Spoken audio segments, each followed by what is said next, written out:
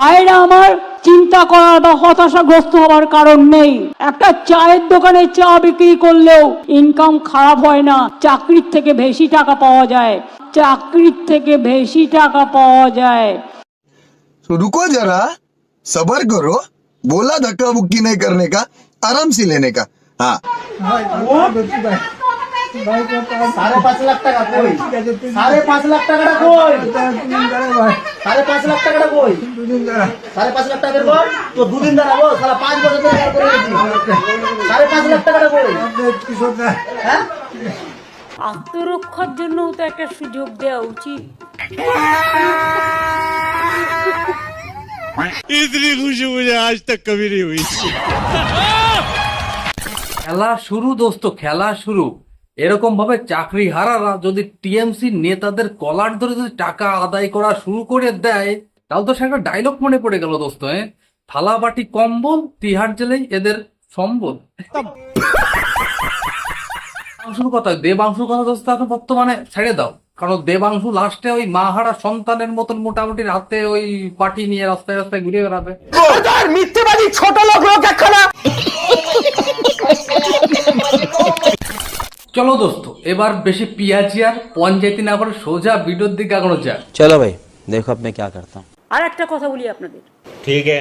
হাইকোর্টে এই ভার্ডিক্টটা প্রথম দিয়েছিলেন বিজেপির একজন, যিনি এখন এমপি হয়েছেন, জাজমেন্ট জুডিশিয়ারি ছেড়ে দিয়ে বিজেপির এমপি হয়েছেন, শ্যাম গাঙ্গুলি না ডাঙ্গুলি, শ্যাম গাঙ্গুলি না ডাঙ্গুলি, শ্যাম গাঙ্গুলি না ডাঙ্গুলি, আমি ঠিক জানি না তার আসল নামটা, পরে জেনে নেবো। Sorry if there is any mistake.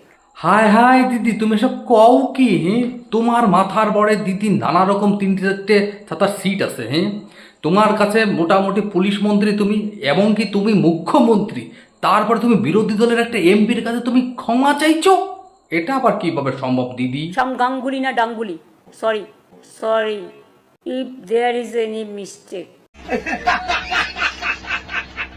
ছি দিদি ছি, তুমি যে এত বেতু সেটা তো দিদি আমরা আগে জানতাম না। তোমার দলে দেবাংশু দাদা আছে, থাকার পরও পাবলিকের নানা রকম গাইল খাওয়ার পরও দিদি তোমার চটি দেবাংশুটা খুব সুন্দর করে চেটেই যাচ্ছে, তারপরেও কিন্তু তোমার দল ছেড়ে কিন্তু যাচ্ছে না। মিথ্যেবাদী ছোট লোক একখানা। কারো বাচ্চারা ভালো ভালো স্কুলে পড়ে, তাদের পড়াশোনা বন্ধ হয়ে যাবে। তাতে কি হয়েছে দিদি? এমনিতেই তো বাংলায় 8,000 স্কুল বন্ধ হতেই চলেছে। তারপরও দিদি তোমার আশীর্বাদে 600 মাদ্রাসা তৈরি হয়েছে, সেখানে ওরা চলে যাবে, তাতে প্রবলেমটা কিসের?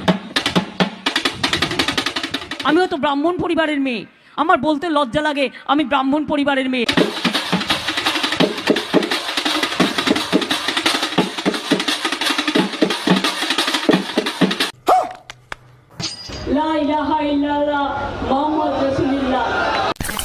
যদি 25,000 টিচার স্কুলে গিয়ে না পড়াতে পারে, তাদের উপর নির্ভর করে অনেক বয়স্ক এজেড পিতামাতা, তাদের খাদ্য বাসস্থান, এইগুলোর জন্য তো দিদি তুমি আগের থেকে সব ব্যবস্থা করে রেখেছো। বয়স্কদের জন্য বয়স্ক ভাতা, তারপর যার খাদ্যর জন্য তুমি ওই রেশনের চাল, তার মধ্যে মোটামুটি পোকা টোকা আছে, সেইগুলোর ব্যবস্থা তুমি আগে থেকে করে রেখেছো। তারপর আবার ঘর, ঠিক আছে 16 লাখ না কত লাখ ঘর তুমি দিয়েছো, তারপর আরও কিছু ঘর আছে সেগুলো আবার এই বছরে আবার দেবে, তুমি তো সব ব্যবস্থা করে রেখেছো। স্বাস্থ্য সংস্থান নির্ভর করে। কি বললে দিদি তুমি? আরেকবার বলো তো, আগেরটা কি বললে বলো। স্বাস্থ্য স্বাস্থ্য স্বাস্থ্যের জন্য তো দিদি তুমি প্রকল্প একটা করে রেখেছো, সে বিশাল বড় প্রকল্প। ওরকম বড় প্রকল্প মোটামুটি কেউ করেই নাই আজ পর্যন্ত।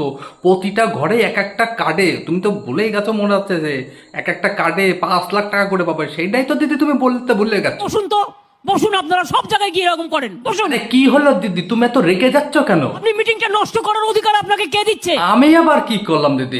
তুমি যেটা করেছো সেটাই তো বলতেছি, যে তুমি মানুষের জন্য কত কিছু করে, তুমি মানুষের জন্য এত কিছু ভেবেছো, স্বাস্থ্যসাথী কার্ড করেছো, মানুষের জন্য অনেক কিছু করেছো। বসুন, এসব আমি জানি। আচ্ছা দিদি, আচ্ছা ঠিক আছে, কোনো অসুবিধা না, আমি আর কিছু করছি না, ঠিক আছে? তোমার যেটা ভালো লাগে তুমি সেটা করো, আমি সেটা শুনি। বাসস্থান, স্বাস্থ্য সংস্থান নির্ভর করে। এই পরিবারগুলো যদি অচল হয়ে যায়, তাহলে বিজেপি সিপিএমও কিন্তু সচল থাকবেন না, এটা মাথায় রাখতে হবে। ও আচ্ছা, বুঝতে পারছি দিদি, ওই বিজেপিকে টার্গেট করার জন্য তুমি সেই লাইনগুলোরে ভালো করে সেটিং করতেছিলে, আর তার মধ্যে থেকে আমি কিছু কথা বলিছি, সেই কারণে তুমি রেগে গেলে। দিদি তুমি বিজেপিকে টার্গেট করলেন না ডাইরেক্ট হুমকি দিলে? আমি তো দিদি কিছুই বুঝলাম না। এই পরিবারগুলো যদি অচল হয়ে যায় তাহলে বিজেপি সিপিএমও কিন্তু সচল থাকবেন না, এটা মাথায় রাখতে হবে। তাহলে বিজেপি সিপিএমও কিন্তু সচল থাকবেন না, এটা মাথায় রাখতে হবে। দেখো দোস্ত, আমাদের দিদি, আমাদের প্রিয় করুণাময়ী দিদি, ঠিক আছে, যেভাবে বিজেপিকে যে ধমক দিল, যেভাবে ভয় দেখালো, খোঁজ খবর নিয়ে দেখো পুরো ওয়ার্ল্ডে সব বিজেপি নেতারা মানে এতক্ষণ ভয়তে সাথে দেশ ছেড়ে চলে গেছে।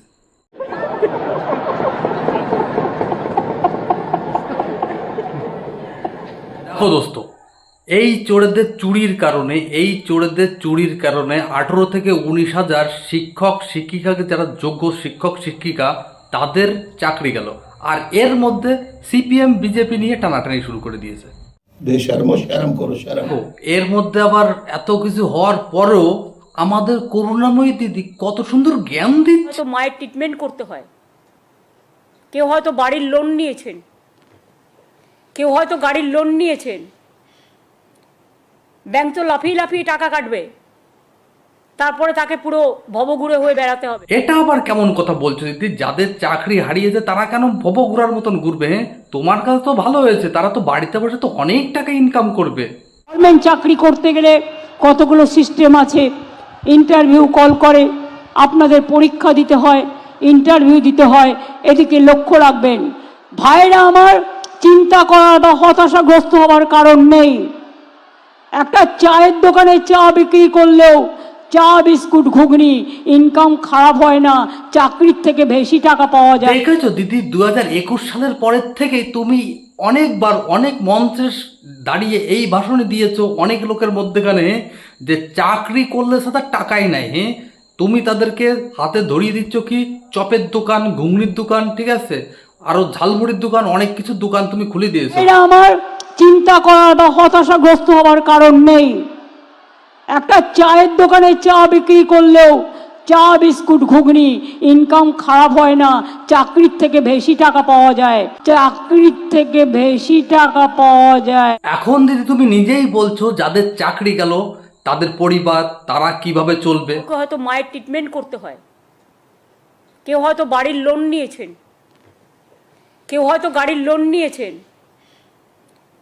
ব্যাংক তো লাফিয়ে লাফিয়ে টাকা কাটবে, তারপরে তাকে পুরো ভবঘুরে হয়ে বেড়াতে হবে, ভবঘুরে হয়ে বেড়াতে হবে। তাহলে আমাদের দেবাংশু দাদা, আসলে এরকম ভণ্ড আপনি সব জায়গাতে পাবেন, রাজনৈতিকভাবে আমি বলছি।